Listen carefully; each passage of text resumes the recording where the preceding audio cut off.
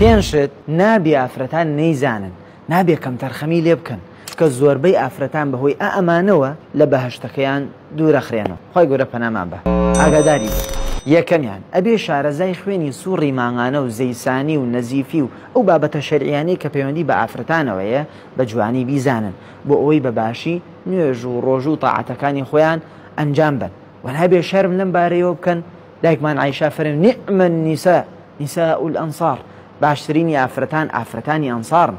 لم يكن يمنعهن الحياء أن يسألنه، شرم ڕێی لیان ناگرت لەبارەی دین و پرسیارکەن. بۆیە ئەبێ بپرسن بگەڕێن خۆیان لەم بارەیەوە شارەزاکەن. معقول ئافرەتی وایە چەندان ڕۆژ نە نوێژەکە و نە ڕۆژوەگرێ دوای لە ئاخریشا کە پرسیارەکە بۆی دەرەکەوێت نوێژی واجب بووە لەسەری و نەیکردووە. دووەمیان ئەبێ بە جوانی فێر بن چۆن خۆیان سترکەن بە شێوازێکی شەرعی، مەرجەکانی جلی شەرعی بزانن، ئەو جوانکاریانەی کە بەکارێنن بۆ دەموچاو و لاشەیان بزانن ئایا دروستە یان دروست نییە، چکە وەکووە زانن سفوری لە ئافرەتان بەڕاستی هەڕەشەی دۆزەخی لەسەر.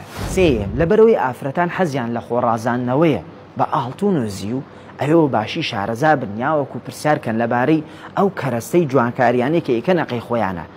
لە چ کاتێکا زەکات دەن، چۆن زەکاتەکەی دەرکەن، چی دروستە چی دروست نییە. چونکە بە سەحیح وارد بۆ لە دایکمان عایشە ڕەزای خۆی لێبێ ئەفرەنجاریاناتم بۆ لای پێغەمبەر صلی الله علیه وسلم چەند تاکێ بازنی زی و بەدەستمەوە بوو. پێغەمبەر صلی الله علیه وسلم پرسیاری لێکردن، فەرمی ئەی عایشە ئەمە تۆ زەکاتی دەرەکەی؟ وتم نە. وتی ئاگادار بە حەسبوکی من النار، بەستە ئەم تاکە بازنە زیوانە بتخەنە ناو ئاگری جەهەنەم.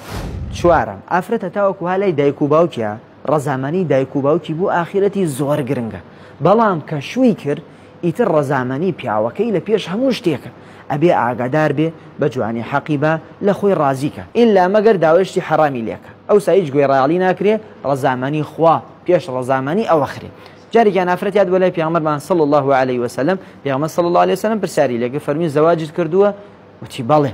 وتی ئاگادار بە ئینەما هو جەنەتوکی وەناڕوکی، پیاوەکەت هەم بەهەشتە هەم دۆزەختە. یانی ئەگەر لەگەڵ پیاوەکە تا باشی و لێت ڕازی بێ ئینشاءڵڵا شتە باشت. بە پێچەوانەوە پێنجەم و کۆتایی ئافرەتان کاتی هاتن بۆ لای پێغەمبەرمان صلی الله علیه وسلم پرسیاریان لێ کرد بۆ زۆربەی ئەهلی جەهەنەم ئافرەتانە. پێغەمبەر صلی الله علیه وسلم زۆر بە کورتی بەم شێوازە وەڵامی دانا، فەرمووی لئەنەکونە تەکثورنە اللەعنە وتەکفورنە العەشیر، چونکە ئێوە زۆر لەعنەتەکەن و زۆر سفڵەییەکەن.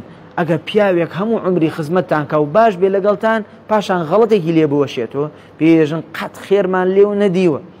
زۆر غەیبەتەکەن، زۆر فتی و دەقەدەقە و ئامانە و هاوشێوەکانی ئەم تاوانە گەورانە زۆر لە ناویانە باوە زۆر بە ئاسانی وەرێگرن. هەر بۆیە بێ لە خوا بترسن و خۆیان ڕابێنن، زمان و داوێنیان زەمانکەن. وەکو پێغەمبەرمان صلی الله علیه وسلم فەرمی ئەگینا بەخۆشی ناچنە بەهەشتەکەیانەوە، خی گەورە هەموو لایەکیان لە دۆزەخ بپارێزێ. آمين. وصلى الله وسلم على محمد وعلى آله وصحبه أجمعين. والسلام عليكم.